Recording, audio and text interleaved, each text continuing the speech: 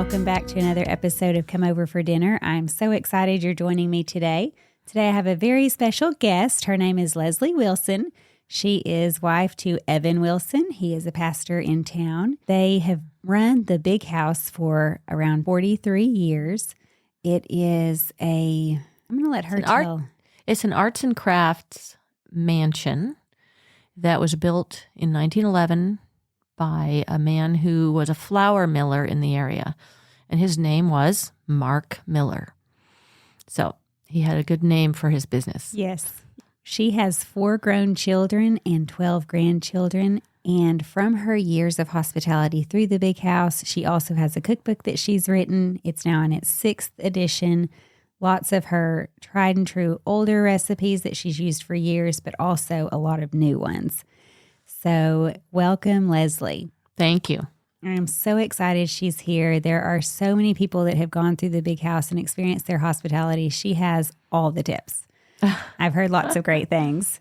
In fact, my brother-in-law used to live there when he was in college. So she's hosted over... Oh, Drew, right. Mm-hmm. They've had around 400 college and career residents stay there for an extended period of time. They also offer a guest bedroom for just people who are coming for a very short time, such as a weekend. Mm-hmm. We actually even have more than one. We have 3 to 4, depending on how many actual residents we have. But yes, we do take in guests, and that has also been an enjoyable part of our life in ministry. So yes, and of course, part of that bringing people into their home, part of that hospitality is her delicious, amazing cooking.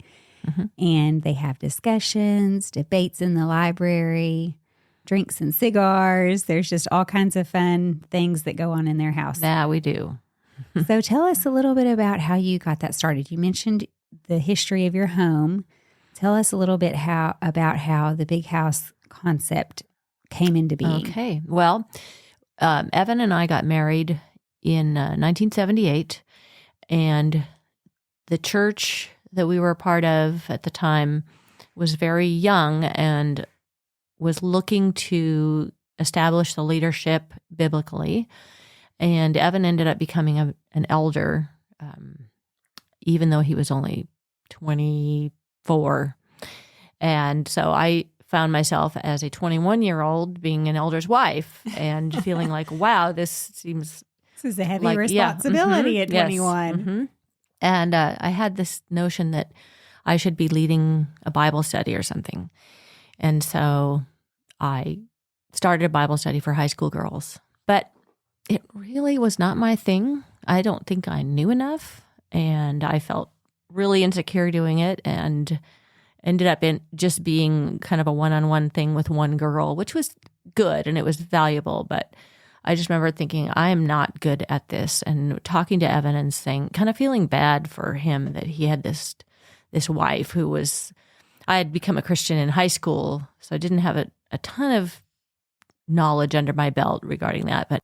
And he said, well, that's not your gift. Your gift is in hospitality.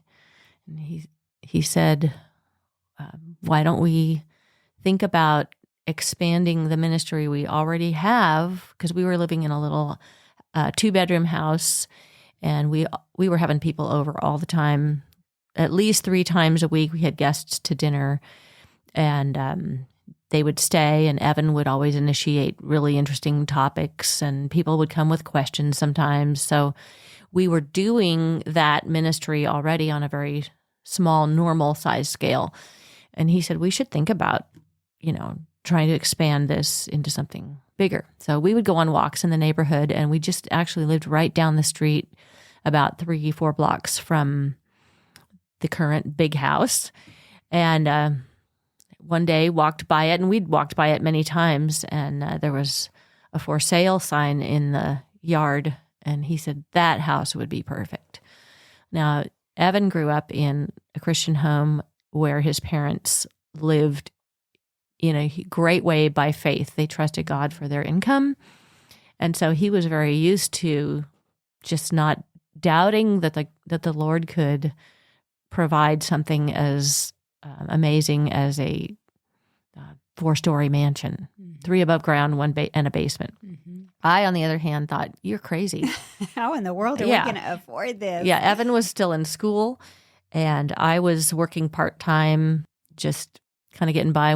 He was on GI Bill, and so I just thought he was nuts. But we started praying about it, and one thing led to another, and we ended up meeting the owners. They were Christians running a shelter home, like old folks, or a place they had some mentally challenged people. A Down syndrome girl was living there, but they were getting too old, and that's why they wanted to sell it. So they liked our idea when we told them what we were wanting to do, and they had been approached by Campus Crusade wanting to get the house for a men's missionary house where they would just have a bunch of young guys living there. And that did not appeal to them, this older couple. But they loved our idea, and we had no way to buy it. And so one day we just called and said, if you can't find a buyer and you'd like to just rent it, we would love to just rent the house from you.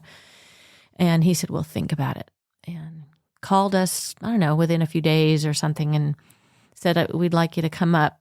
We want to talk to you. And so we walked up the street, sat in the kitchen with them, and they said, we know you don't have any money, and we like your idea. We know that a bank is never going to give you a loan, but we don't want to rent the house. We want to sell it. So we've decided we'd like to sell you the house with no down payment, and we'll carry the contract.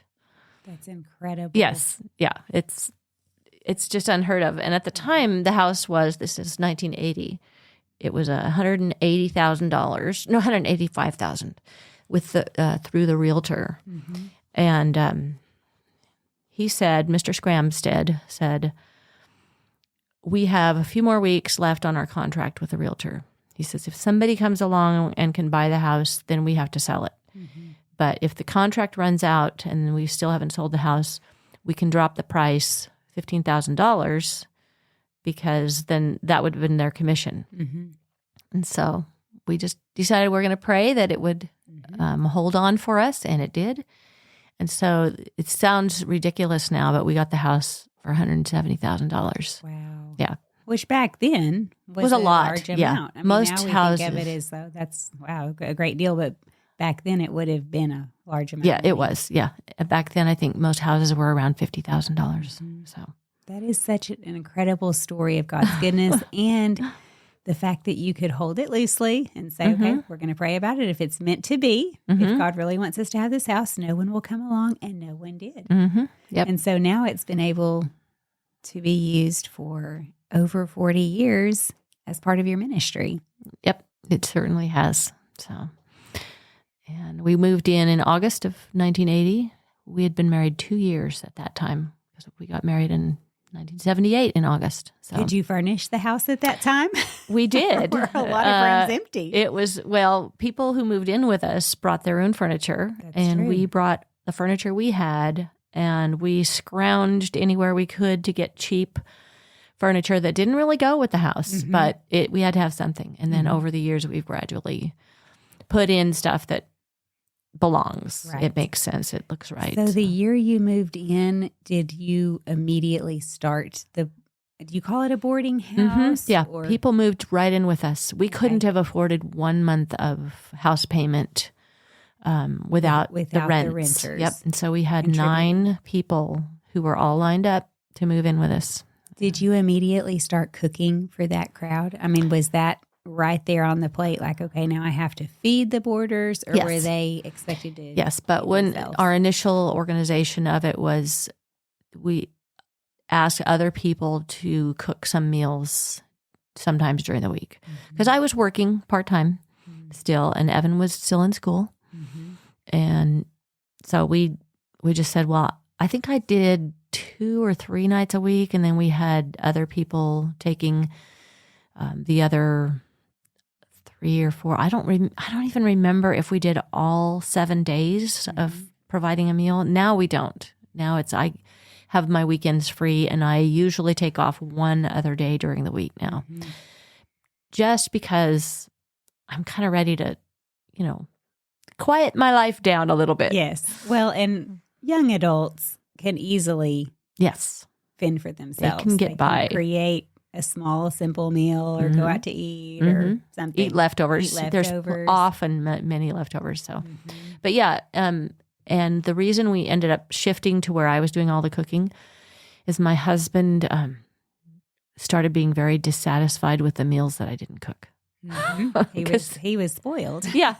He was like, And okay, no, this isn't Leslie's cooking. The standards were just not the same with everybody else. So, yeah, we just worked it out. And probably by that time, I was home all the time with, having kids. We ended up just changing according to how things were going. And that for many years, that's how it was. I would cook Monday through Friday evenings. And then for many years, we did a meal after church on Sundays. That has gone away. I found myself not wanting to spend time on Saturdays getting ready for that or getting up super early Sunday morning getting ready for it. And we also found that people weren't attending it because we told them they had to help get it ready.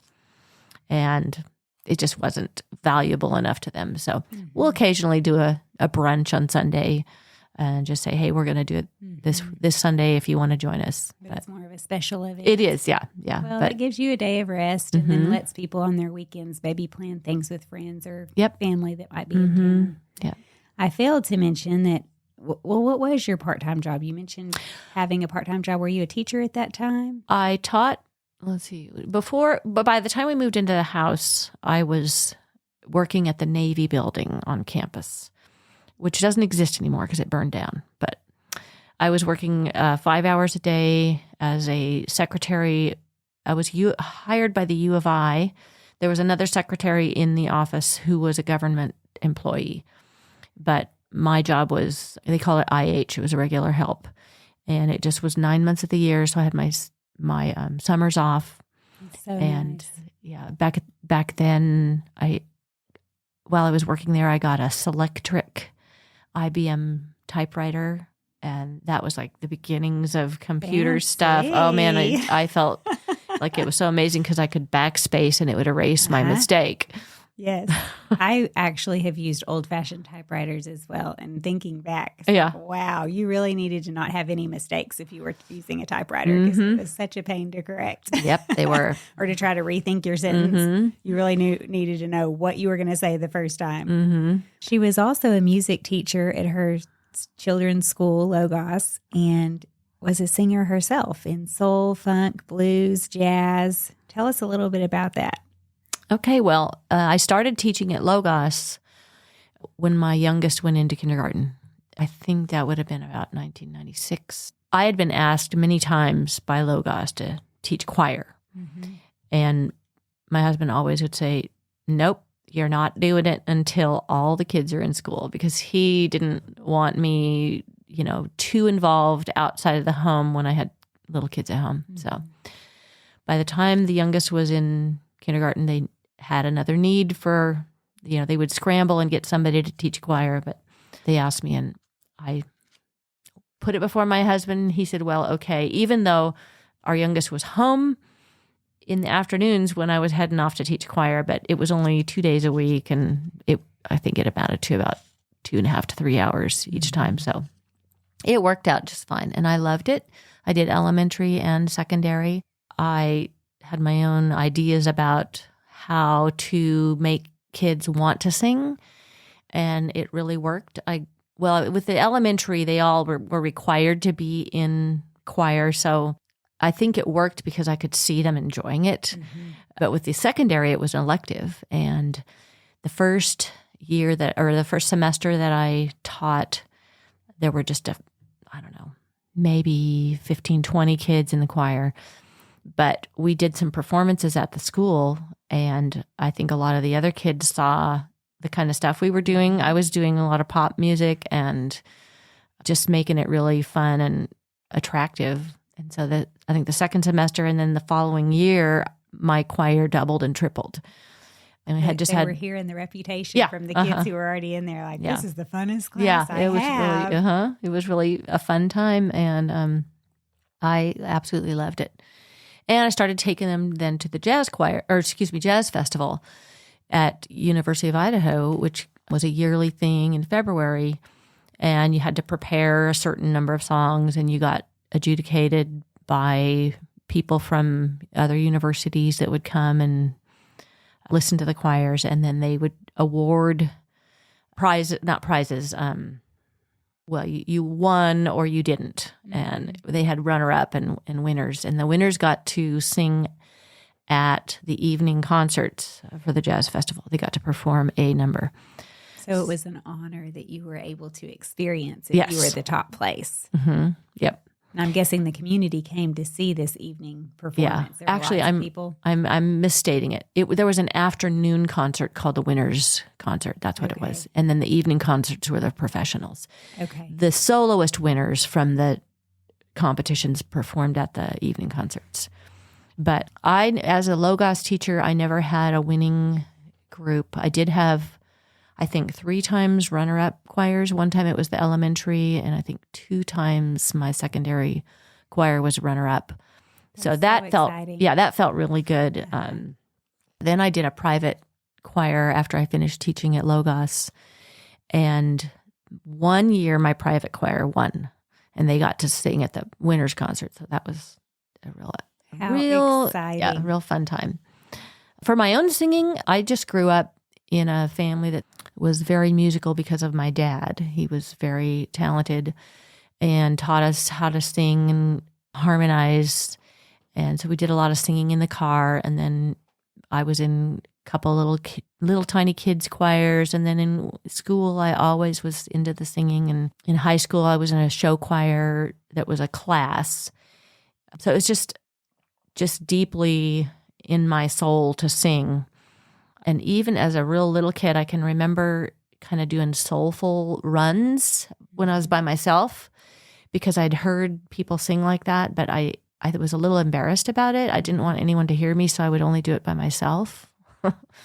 But then at some point I realized, this is kind of a thing people like. I should, I should develop that. And you became more confident. Yeah, I did. I became much more confident. But I wasn't really in a band until my daughter got a little older, and then she and I did something with some other women in town, and that grew into my daughter quit to do her own thing, and other local musicians joined me, and so I did have a couple of bands that were kind of rock and pop and soul, and I love doing that. But when I got to be about 64, I thought, there's going to be a time when I will not be good at this, and I would rather quit before someone is thinking she should quit. So okay, to be a good friend, I have to tell you this. Yes, yeah. So I decided I didn't want to go through that experience, and I just ended it. You never would have reached it. Maybe. I don't know. Well, I'm sure you probably still get some requests to come out of retirement, so to speak. I have gotten on stage with people since I've been done with my bands, but if I show up somewhere and the musicians know me, they'll say, "Hey, you want to sing a number?" And I'll look at their set list and I'll go, "Oh yeah, I know that one. We'll do that." Yeah. So while you were doing the music class, the choir at Logos, I'm assuming you were still running the big house. Yep. The whole time. That was, raising kids in that environment where there's, lots of people around the table. What a fun experience. But also, you probably have all the tips on how to do hospitality, big hospitality, even while raising a family. So now it may be in some ways a little bit easier because you don't have small children, but as many years as you have run the big house, you've done it in all different seasons and in all different ways, cooking more meals, cooking less meals, cooking with little children underfoot, not having children underfoot. So I want you to share all your hot tips. Okay. Well, I would say that the biggest hot tip has less to do with cooking and cleaning. far more to do with disciplining your children. And I was very much the kind of mom that meant what she said, and if they didn't obey, they got spanked.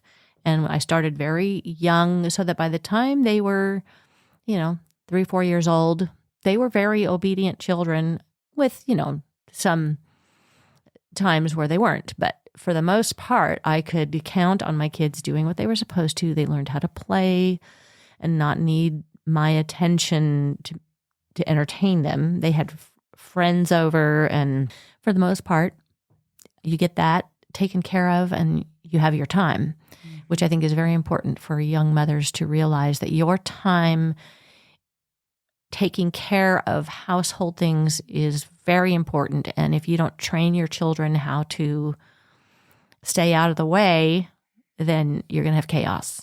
So, and I couldn't have chaos in my house. Right. Well, then being able to play well with each other and not have all those problems that you would have to constantly intervene in. Right. Or so-and-so hit me, so-and-so pulled my hair, so-and-so did this, so-and-so did that. Yeah. Yeah. And I would even say things like, if you can't work it out, especially if they had friends over, if you can't work out your problem, then I'm going to send the friends home. And so it forced them to learn how to work out their problems without me intervening. So. Well, on that note, when you have people into your home, or you have boarders there and your family's there as well, you have a large group, what is one of your favorite menus that you would serve to a crowd? I grew up in Southern California, just probably 15 miles from the border, out in the desert. And Mexican food was a huge part of my upbringing. My mother gathered some recipes from local women that she knew. Those are the best. Yeah. That's incredible, because you're getting authentic recipes, not just, the American version. Yeah. And then the restaurants that we went to had things, and I don't think we ever got recipes from restaurants, but having tasted that food and enjoyed it for so long, once I moved up here to Idaho, I realized I want to make Mexican food, because at that time there wasn't really anything in town that was serving good Mexican food. I think we do have some now. My menu that I'm going to share today is shredded beef enchiladas with refried beans, Mexican rice, guacamole, and salsa. Now, I'm not going to explain everything about how you make all of this, because that's what the recipe's for.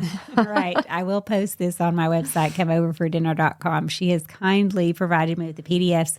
All of these recipes are in her cookbook, which is the link through Facebook only? No, we have a website as well. Okay. And I didn't see it on there, but I probably didn't dig hard enough. Was it thebighouse.com? Yeah. Which house is spelled Haus. Right. Mm-hmm. Okay. Well, there's probably a link there. I just didn't see it, so I Googled it and found her mentioning it on her Facebook page. And it might be that someone started working on updating it and never finished. So I don't go to the website. So I could be wrong on that. But I also am happy to share my email address and phone number for people to text if they want to order the cookbook. But at the name of the cookbook is Big House Cookbook, right? Yeah, Leslie Wilson's Big House Cookbook. Leslie Wilson's Big House Cookbook. Okay. And this is the 6th edition. Okay. So all of these recipes she's going to talk about are in here, as well as lots of other things from years of cooking for a crowd. Yeah. This is a great cookbook to add to your collection. Yeah. The thing that I've done that's been a shortcut is I learned after making Mexican food many times, where I would spend the whole day starting with soaking beans and then cooking the beans and refrying them, as well as browning meat and cooking it and shredding it. At some point, I realized I should do a lot of beans and freeze them in small batches. I should do a lot of meat, shredded beef, and freeze them in Ziploc bags, so that when it's Mexican food night, I can just thaw out those things, and then you make a few things that are fresh, and it's so much easier. So beans defrost really well? Oh, yeah, they do. In fact, I have a great tip on how to do it.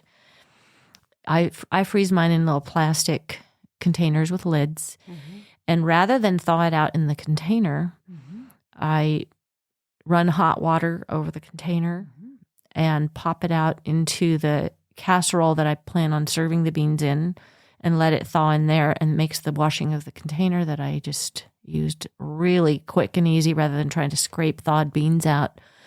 And then they thaw out a little better when they have a little more air around them. So now you can start breaking them apart as they're defrosting. You can even microwave. I usually will put a little bit of water in and put the lid on and stick it in the microwave for 4 to 5 minutes, and then pull it out and let it sit for however long it needs. Depends on how big the container was that you initially had your beans in. But, you can figure out the timing on all that. And then I'll generally microwave them. And if I know I'm going to have a warm oven somewhere, I'll stick them in the oven, and then I won't have to think about them until it's time to serve. That is a great tip. Yeah. I have frozen meat, but I have not frozen beans before. Yeah. Do you freeze any other components of the recipe? Enchilada sauce. You can freeze the enchilada sauce. So that's another thing that if you make a lot of it, then the next time it's so much easier. The enchilada sauce, and it tells you this in the recipe, when you thaw it out, it looks like it's going to be a grainy mess. But as soon as you start cooking it and whisking it in a pot on the stove again, it comes back together really smooth. Well, her recipes that I'm looking at here have lots of really great tips, and there's also some bonus recipes. So you need to go to the website and find them under her blog post. It'll be under recipes, and you can see all of this. Yeah, the format in my cookbook was, we came up with this thing called tips on the side. So there's the actual formal written out recipe, and then as I would think of little things that I like to do or not do, I would just jot them down, and as you can see, tips on the side. Yes, tips on the side. This is so helpful for people, I would say especially beginning cooks, but I think for everyone, because this is like talking to the cook in the kitchen. That's how I wanted it to be. Yeah, that just a little more conversational. Because you can read a recipe, you can follow it word for word, but sometimes there's this little question, or, well, what about this? Or how hot do you get the griddle? Or, can you freeze it? Or, so all these little tips on the side are fabulous. So tell me your menu one more time. Shredded beef enchiladas, refried beans, Mexican rice, guacamole, and salsa. And then, of course, tortilla chips. But I've made tortilla chips before by just buying corn tortillas and cutting them up and frying them. But there's a brand I love, and it's gotten really popular around here. It's Juanita's tortilla chips, and they are so good. They sound authentic. They are light and crispy, and I'm going to maybe turn some people off with this, but just a little bit greasy. And it is perfect for they a Mexican are so meal. Great. Yeah. They're probably getting salty too. Yes. Which is a must for chips. So I don't ever make chips anymore. I just buy those. Buy the so Juanitas. So easy and so good. And that sounds like a very complete meal. Do you ever serve a dessert with your meal, or is everybody so full from the Mexican fare? I don't tend to serve dessert. There have been times way, way, way in the past when I would maybe serve some sherbet because it's light and it has a nice contrast with all that heavy Mexican food. The Mexican desserts are often fried as well. I've never really gotten to where I wanted them. So, yeah, I don't do any Mexican desserts. So. Well, when you've prepared that big of a meal to go in and start doing some fried desserts, it would be quite the task. And heavy. I mean, if you've already kind of have a heavy menu, you do want something light. So your other idea is a great one. Yeah, the sherbet is about the only thing that I would really want. So, the other thing about this meal is the components, which would be the refried beans and the shredded beef, can be used in other Mexican food. And I've included as a bonus recipe here the tortillas, the homemade flour tortillas, which then you make your burritos with the shredded beef, which the meat we use in there is called machaca, which is also in the cookbook here. So this is more than just one recipe. You can combine things with all the recipes that I've provided for you. You can have a good old time. My kids would always be so disappointed if I served Mexican food and I didn't make the tortillas. Do you roll them out or do you have a tortilla press? I roll them with a rolling pin. And that is a little bit of a skill you have to work with. I think the main thing that I've noticed, and I do this with rolling out pie crust too, is you don't use the whole rolling pin pressure evenly. You just kind of pressure the spot on the tortilla where you can see it's not out far enough. Does that make sense? Because you're trying to make a circle, so you want everything to go out at the same distance. But it also doesn't matter that they be perfectly round. So That's true. It really doesn't. But the better you get at it, the more impressive they look. And after you do lots and lots and lots and lots, Yep. you get better and better. Yep. I've sometimes done, a 40 tortillas in one sitting, but that's more rare. I usually am more around 24. Yeah, a couple dozen. So. Wow. What is your best prep tip when you have people coming into your home? You have a lot of people coming to your table. Do you do it all by yourself? I do most of the cooking myself. Sometimes someone will come in and say, is there anything you need help with? And it will vary as to what I tell them. Even just, can you set the table? Which, by the way, my cookbook has 2 table setting pages in the back. One is for just an everyday meal, and the other is for a formal dinner. So if I have somebody new that doesn't know how to set a table because our culture has lost a lot of that, I will open up my cookbook to that page, show it to them, and say, set the table. And they do sometimes still can't quite do a good job, but at least they have a picture to look at and try to copy. I have some prep tips. One of them is shopping. That was one of the options. And I will, like I was talking about freezing the shredded beef, I'll buy a whole top round in the bag from any store that has round steak on sale. Or I'll just call around and try to find out who has the best price. And then you just say, do you have whole top round in the bag? And they'll tell you yes or no. And it's always cheaper than pre-cut roasts. And it'll be probably 15 to 22 pounds of meat. And then I will cut that up into some smaller pieces and brown them all, put them in a big roasting pan that I have or a tabletop oven, and cook it with liquid until it's all tender, and then shred it all.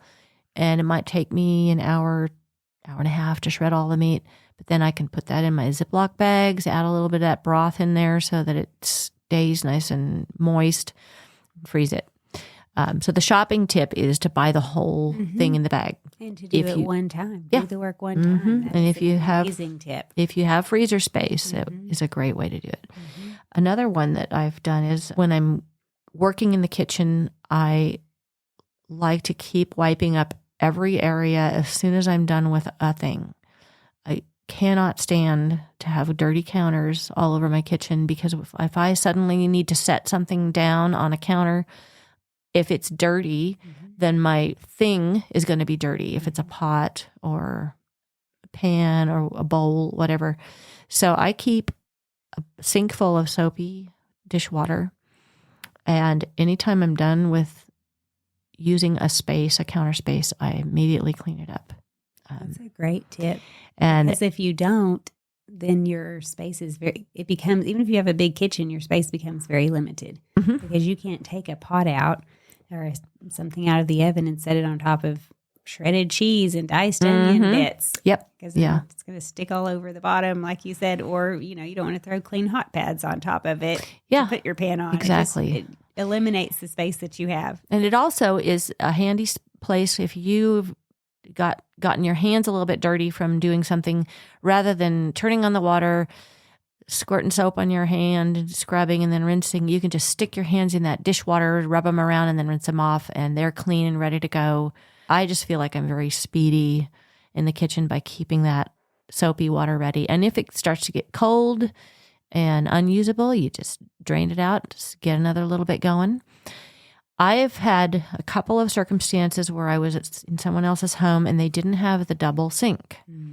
So rather than fill up that whole big sink and limit my use of running water, I would just get a bowl or a basin and fill that up with soapy water, so that I still had the use of the draining sink side. What is your best advice for showing warm hospitality to those coming into your home? How do you make them feel welcome when they walk in the door? I don't have anything that's just world changing, but I think it has more to do with being relaxed and not thinking that they're there to judge you. I think a lot of people get nervous about hospitality because maybe they went somewhere and they felt so comfortable and had such a great time that they doubt that they could do that. And there's going to be so many styles of hospitality that thinking you have to do something super impressive is just going to tear your own confidence down. Or do it just like somebody else did it, because you're your own person in your own family, in your own house. It's definitely going to have a different feel. Right. So to just realize if you've invited someone over that you're already blessing them, and to be relaxed. In my cookbook, I have some pages on hospitality, and it's like they express opposite ends of the spectrum. One of them will say, be prepared. And then I go into some discussion about how to be prepared, really well prepared for the guests. And then the other one is be spontaneous. And in the spontaneous section, it's, maybe you've had some people that came over for the afternoon and you just sat around talking, and everyone's kind of getting hungry, but you don't really have any plans. Think about, what can I throw together for these people? And my ideas have been things like nachos. If you have some tortilla chips and cheese, make some nachos. If you need to send husband to the store to grab something while you're getting things ready. But people are really blessed by spontaneous hospitality. I've done pizza. You can even order pizza. That's equally hospitable, but to just say, hey, let's order some pizza. We've done something similar. We've ordered pizza, thinking back to when my kids were teenagers and had friends over. We would just make grilled cheese. Yep, that's my other one. Nachos. Yeah, if you have bread and cheese, and they will be happy as can be. Exactly. I mean, if we had things to go with it, like apples or grapes, you can, or tomato soup. Tomato soup. That's another So one of my easy to make. Spontaneous ones is grilled cheese and tomato soup. And then if you're like, well, I don't have enough bread. Pancakes, waffles. Oh, yeah. Most people in their pantry you can almost always, unless you're out of flour. I'm never out of flour. You can make pancakes and everybody's happy. If you don't have enough syrup, you can make a sugar syrup. Yeah. We've done that in the past when maple syrup was really expensive, where you get the maple flavoring. And I know, guys, that's not healthy. And I do love a 100% maple syrup. It's my absolute favorite. Oh, man. But we have made the imitation before where it's maple flavoring and it's really a sugar water. Well, Evan and I grew up where nobody used real maple syrup. And so we both prefer the imitation. Yeah, I remember loved it. Yeah, I remember the first time I tried real maple syrup. I was so excited that it was going to be so wonderful, and I was so disappointed because the taste isn't the same. It's like it's people not. That grew up with is it Aunt Jemima's or Mrs. Butterworth? Yes, Mrs. Butter. Just that kind of pancake syrup that is loaded with corn syrup. It is. Yep. And so some people that grew up with that's the taste they want. When I taste it, because we did not grow up with that, I'm like, oh, how do people eat this? And then somebody like, I don't know. I think my husband grew up more with the other, and I've since converted him to maple syrup. All right. But the real deal. I think that Aunt Jemima showed up in our house numerous times when we were first married, which is okay too. Yep. Yeah. So that's a great tip, being able to just be spontaneous in your hospitality and just kind of think on your feet. How can we still show, and even though we don't have a plan, how can we still show hospitality to the people that are here visiting? Yeah. And then to get worked up over that would really be silly, because everybody then knows, hey, we just decided to do this. So it's there's nothing to be concerned about. And then I guess the other thing is to serve a drink.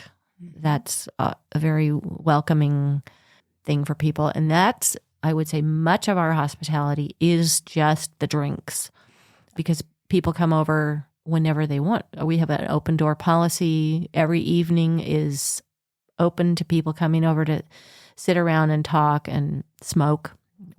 We are one of the few places in town where people can smoke indoors. So people love to come over and smoke at our house. And we serve drinks pretty much every night. It might be a glass of a little serving of scotch or bourbon or other hard liquor, or it might be a glass of wine or beer. Sometimes I'll do a mixed drink and offer it to people. But yeah, just a little something. People feel so welcomed and happy to be there.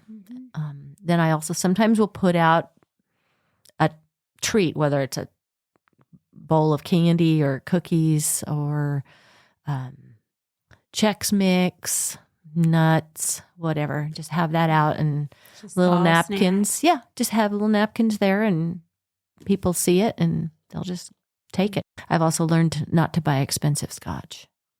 Because it disappears really quickly. Yes. Yeah. Yes. Do your guests ever bring things, or do you pretty much just tell people, I always have everything? Or do you sometimes have people bring things when you're hosting events? That varies. I have done meals with a group of friends, couples, where I just say, hey, I want to fix a rib roast. Will you all bring the side dishes? And someone will bring potatoes, someone will bring salad, somebody brings bread, somebody brings dessert, and everybody brings a bottle of wine. And everyone loves to do that. Everybody only has to make one thing, and it's a fun time to be together. I've also done meals where I do everything. I've said, sure, I'll take care of everything. Do you want to just bring dessert? Or if I had decided to make a dessert, then I'll have them, if they want to bring a bottle of wine. Sometimes people show up with wine, even if you don't ask them to. Just as a hostess gift. Yeah. So it varies. Again, I don't think hospitality works well if you're rigid about, I always do it this way. Right. But just recognizing there's so many different styles and levels. Sometimes you throw a nice formal dinner and you tell everyone, please dress up. And then other times it's come as you are, be comfortable. We might sit around a bonfire out in the backyard after dinner. So you're going to want to have something warm to wear. Bring your cozy sweaters and your winter boots. Yeah. And blue jeans. But making your home a place that people want to be is really what it's all about. And that, again, goes back to, if you're a mom, you got to make sure your kids know, and even at some level or at some age, they contribute to making the home that way. They're actually participating, not just playing with each other and their friends while mom does everything. Yeah. They're actually brought into having particular roles. Yep. In fact, my brother-in-law mentioned when he stayed there that there was an expectation of the college kids in the house that they had. Did they help every single night, or was it just a certain assigned night that they were there? But I know he said he learned a lot of to things do cleanup. from you. Yeah, they have to help. They have to do the cleanup. I don't do cleanup, which is my special. I think if I'm remembering incorrectly, I know they'll tell me, but I think what he said was not only did they do cleanup, but they had to do it right. Oh, yes. So there you were behind him, a teenage boy, making sure, okay, no, you got to have it, so his stand, he know, which is great because I know his mom taught him as well. But just being able to now be a dad of 3 young kids, he's able to pitch in and teach them as well. Like, this is the standard. Let me tell you how to do it well. Yeah. There were things that I noticed over the years that are repeats. People don't wipe out the microwave when there are things splattered all over. And people will wash dishes and put them in the drainer, but they won't dry them and put them away. And then the next person comes along and they see dishes in the drainer, so they just add theirs. And pretty soon there's a pile there, and the last person there doesn't want to go, I'm going to put all those away. So because it's other people's problem. Yeah. They don't want to have to start doing other people's dishes. Yeah. So I make it very clear to residents, no, you do it all the way to the end. 100%. Everything done, and wipe the counters wherever you were. In fact, look where you weren't, because you might have actually been there and you forgot. That's a great lesson for all of us, but for kids especially, is did you do 100%? It's funny because I actually still say that to my youngest. He's 16 and he's at home, and he'll take out the trash and he'll come back in, and I'll, an hour later or something, did you remember to get the trash out? Yes. I'm like, was it 100%? And that's a reminder to him to go check and see if he put a new bag in. Okay. Yeah. Because he sometimes forgets that. Yep. He's gotten a lot better. But yes, if I go in there, if you're in a hurry and say I'm going around the house and collecting bathroom trash, this and that, and you go in and you're ready to dump and there's no big bag there, or you're cooking and all of a sudden you turn around with a big pile of stuff in your hands and there's no bag. No bag. Yeah. Yeah. That's a drag. There's definitely times where that's my question to him. Hey, have you done it 100%? And that makes him think through all the steps we've already talked about, instead of me nagging him. Well, did you take it to the trash can? You didn't set it just outside on the steps, did you? Did you take it to the trash can? Did you put a new bag in? Another thing that I've noticed that a lot of people don't think about when they're washing dishes, if you're hand washing dishes, is you think that it's dirty where the food was inside the bowl or on top of the platter.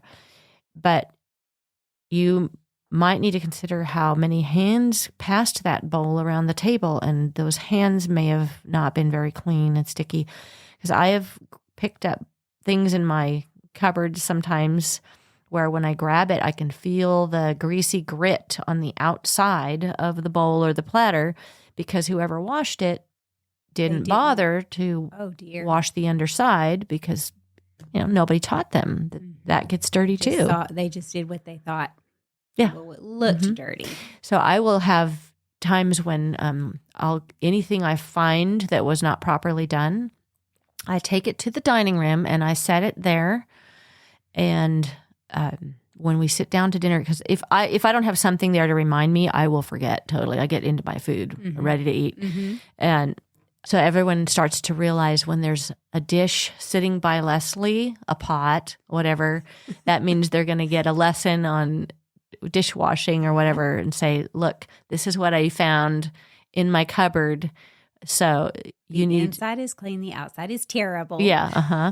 Or I have copper bottom pans, and I like them to be shined up, not have all those heat marks on them and stuff. And vinegar and salt, I keep it right by the sink, and they're supposed to use that and scrub them really beautiful and clean. And so when I find a bunch of them in my cupboard that haven't, I bring them out and I say, or the inside, the vinegar and salt actually cleans the inside really well too. And I'll mix it together. You just sprinkle some salt in and then squirt a little vinegar, and then take a scrubby sponge, the green and yellow ones, and I use the green side, and you scrub, and that will remove anything like, the mineral deposits that will stick on your pan from the water, our water around here. If they're like white spots, that vinegar and salt just takes all of that off, and your pans can look absolutely brand new. And then on the backside, where the copper is, it shines it up beautiful. So this can be used for more than just copper. Copper and stainless steel. Yeah. Oh. It doesn't work on aluminum, but copper and stainless steel. Yeah. That's a great tip too. That keeps your pans beautiful, and they cook better if they don't have the mineral deposits clogging it up. Everything will stick more to the mineral deposits. Oh, well, good tip. Speaking of hand washing, you do most of the residents, they hand wash their own dishes. So do you have them fill sinks, or do you have them just use a soapy rag and then rinse under the running water? So regarding their own, we'll go back to their own dishes. So if it was a plate, glass, knife, spoon, fork, whatever, bowl, those can all go in the dishwasher. And that's the only thing I put in my dishwasher. I do not put pots and pans in there. Rarely a platter, because it takes up so much space, and we usually have plenty of other dishes that need to fit in the dishwasher. They are allowed to put all day long their eating dishes into the dishwasher. Prep dishes have to be hand washed. And my reason for that is if I need a particular prep dish and they used it and stuck it in the dishwasher, then I don't have it when I need it. So that slows you down and you're Yep. having to wash someone else's dish. Yep. So I'm all about, all of my kitchen stuff that I use has to be there ready for me. So that means if they take it up to their room with popcorn in it, it better come back. It better come back quickly. Yeah. Because you have dinner to make. Yeah. But regarding the style of dishwashing, I am all about plugging the sink, putting water in, soapy water. It's my thing where I clean the counters. And even if somebody has one knife or spoon or whatever that they need to wash, they got to run some water. Mm-hmm. If they plug the sink and squirt the soap and save all that water, chances are someone's going to come along in the next 5 minutes and need to wash something too. And there's that little bit of soapy water, that's enough. If they need a little more, they can add a little more soap and turn the hot water on and add to it.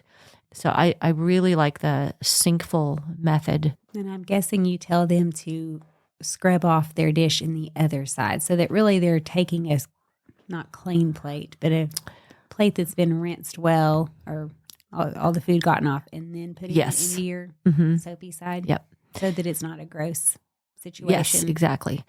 In fact, I have really streamlined all of my hand washing. If I have a ton of hand washing dishes to do, and I will often do dishes while I'm cooking because I don't like to make a huge mess and expect everybody to clean it up. It's just not my mindset. Every once in a while that happens because I started too late and I feel a little bad about it, but they're always very nice about it. But I like to wash as I go. And if I have collected a lot of dishes, I will put the dirtiest things in the unplugged side and not stand there and take time to rinse them. But there they are. And I've got my soapy sink full on the other side. And I will start washing things that don't need rinsing, pre-rinsing. Mm-hmm. And as I'm rinsing the soap off of them into the unplugged side where my dirtiest dishes are kind of nested in there, I'm running water onto them and the little excess soap. Mm-hmm. Because you're rinsing the soap off of the wash dishes. Yeah, and then I put that in the drainer and I keep going, just keep grabbing things that don't need pre-rinsing. Mm-hmm. And while I'm washing, I am pre-rinsing the dirtier things. And often they'll all fill up. If they're nested nicely, they'll all fill up and they're sitting there soaking. Mm-hmm. And by the time I'm done with the other dishes, then I just start pulling them out, giving them a quick little rinse, and then sticking them in the soapy water. And I felt really brilliant when I came up with that. I was going to say, that sounds like the perfect system. And a water saver, a time saver. Yes, it's a water saver. Yeah. Mm-hmm. Mm-hmm. So, what is your must-have kitchen item, and where can we find it? I know you have lots, running a big house kitchen, but what would you recommend the most? I'm going to just say some little tools, very small things. I mean, I do have a lot of things, but rubber scrapers, or now they're silicone, but those, I have to have a lot of them. I probably have 12 to 15 because that will clean the stuff out of your bowl so it doesn't need rinsing. It gets the last little bit of your refried beans that you spent so much time making. And when you want to store the leftovers, you want every little bit of leftovers of those stored rather than rinsed down the drain. Mm-hmm. So I just have a ton of scrapers, and they are in little buckets on the wall by my stove, to the left and to the right of my stove. And I use them all day long. And where do you buy them? What's your favorite brand? I used to get them at Bed Bath & Beyond, but I've seen really nice ones at Walmart now. I use those so much, and I just cannot downplay how helpful they are when you're using your mixer bowl on your KitchenAid or Bosch mixer, whatever, and you need to scrape. That's what you need to use to scrape the side. And yeah, that's a basic thing. Another item that I've found to be really helpful for efficiency is what's called a bench knife. And it is do you know what it is? I've heard of it. It's a flat. I've heard of a bench scraper. That's what's in my head, bench though. scraper. Okay. And it's a flat-edged metal sheet with a little curl at the top, which is that becomes the handle. Mm-hmm. And I use it to scoop up stuff I've chopped up to put in a pan.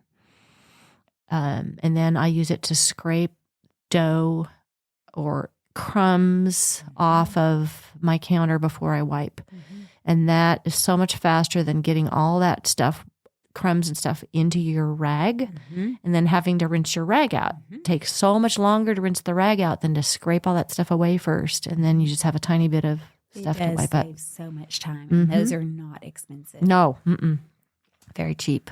Winco has them. I'm sure they're everywhere. Mm-hmm.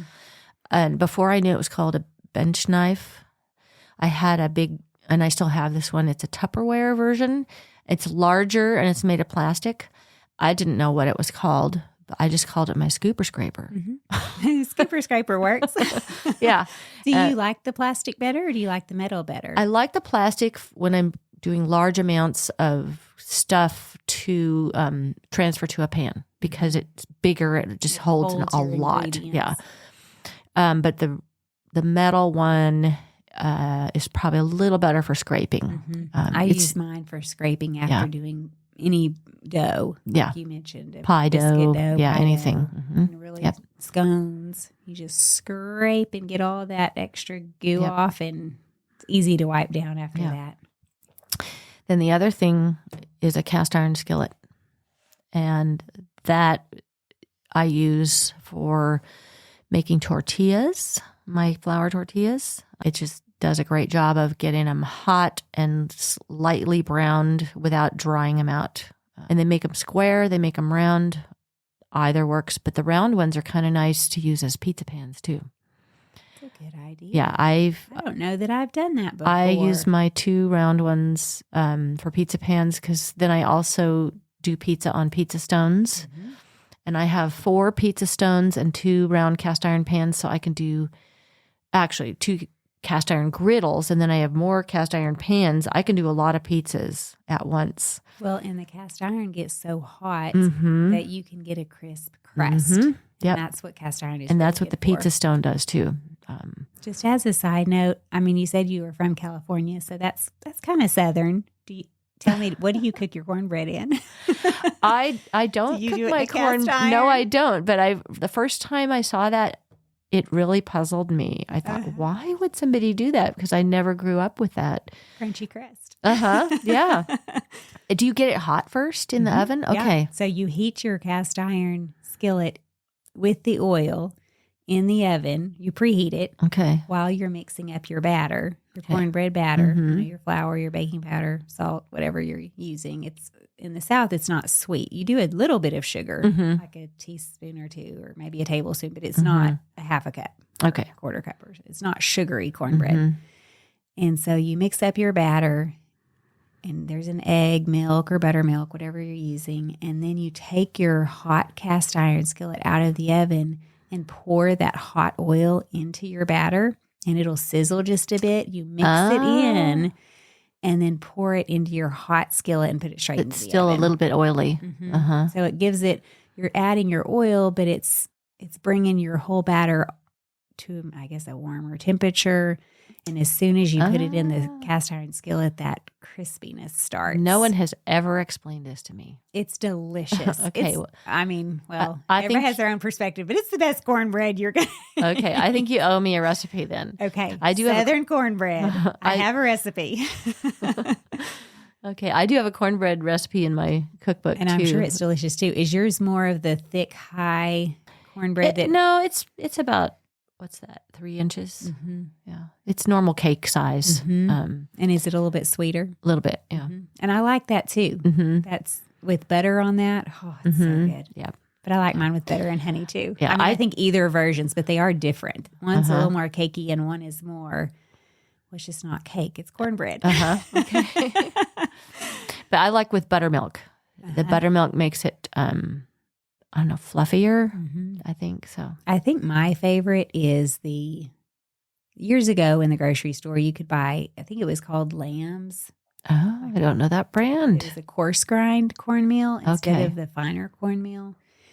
And they had a recipe on the back of their bag that I followed. And I'm wondering, I think it was actually their recipe that recommended it and not just me changing it. But for their flour, almost all cornbread recipes, you're going to do cornmeal and flour and bleached all purpose. But this particular one did whole wheat, which you would think would be too heavy. And it wasn't. It was somehow just really, really delicious. So I'll have to give you two different versions of the cornbread because I have both. I've made it with the coarse cornmeal and whole wheat flour. And then I've made, just white flour. And regular. I mean, I've made it all different ways. Yeah. And I have bought the coarse cornmeal at Winco in the bulk. Have you seen it there? That's actually what I've started buying. Okay. Because I wasn't as happy with the fine cornmeal that you can buy in the little containers or canisters Bags. in the regular baking section. And I've not found that little bag of course for years. And I'm sure bigger towns or specialty stores, they probably have it. I know we lived in Texarkana, which was not a tiny town, but it was not a huge town. And so unless it sells really, really well, they yank it from the shelf. It has to be a hot seller for it to stay. So we didn't really have specialty grocery stores. Some stores had a little specialty section. I don't know. Maybe I could find it somewhere. But nowadays you can order anything from anywhere. So I'm sure I could order it. But I was so thrilled to find some course at the Winco bulk section. Yep, that's a good section. It really is because then you can buy a small amount and it's very inexpensive. From all of your years of hospitality, do you have a story that you would like to share? I did not think of anything, but I asked Evan if he could think of anything. And he's a storyteller, so I bet he could remember some stories. And he reminded me of one night we had, I think, spontaneously invited a neighborhood kid that played with Graham and Gunn to stay for dinner. And I'm guessing he got permission from his mom, whatever. And I'm not sure what was going on in his life, in his head, but I served spaghetti and we passed things around the table and everybody serves their own plate up. And he served himself an enormous pile of noodles and put sauce on it and then hovered down and just shoveled spaghetti into his mouth. And sitting next to him at the table was this girl who was raised in a very high class circumstance. Her dad worked for the State Department and they lived in Jordan for some years, and she was friends with the Princess of Jordan. Wow. And she was sitting next to this little kid who was, I'm guessing he was 9 or 10 years old. And her eyes just were huge, and she was kind of leaning away from him because he was so into eating the food. And Evan just wondered if maybe he didn't get he was just kind of starving, tasty food. But so he just thought it causes hospitality to people can cause really interesting reactions. It's teaching both of them a lesson. Yeah. Hopefully. Maybe yes, the 9 or 10-year-old may have been totally oblivious to, wait a second, no one else is eating like this. But he was. If he was a little bit older, maybe it would have taught him a lesson like, okay, wait, stop, look around. Everyone's looking at me in horror. Yeah. But then she had to be hospitable by not saying anything. Yeah.